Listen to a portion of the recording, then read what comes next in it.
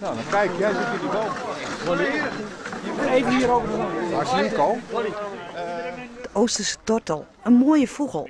Maar dat mensen er zo van die vervoering rijden kennen, dat is ook wel bijzonder. Gaat hier een mannenhart harder van kloppen? Ja, absoluut. absoluut. En het is ook een gezellig onder onsje nu meteen, dus ja, we zijn heel blij. Ik heb hem gezien, gelukkig wel.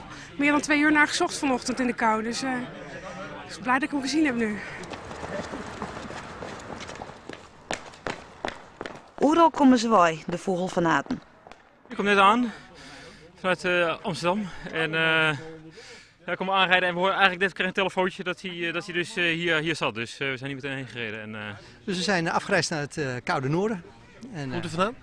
Ik kom uit Almere. Grote buren bij een bruggetje. Dat is hier. Dat is hier. Grote buren. Dit is de grote buren. Oh, dat is verderop dan. De ontdekker van de Oosterse tortel is Gerrit Nijboer. Bij hem zit er in de tuin.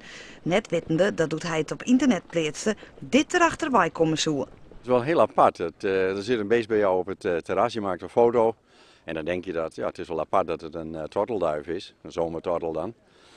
En die stuur je op en denk je, ach, ja, dat is voor anderen ook leuk om te weten. Maar dan blijkt het plotseling een zeldzaamheid te zijn en dan komt de halve wereld erop af. Dat is natuurlijk heel apart, ja.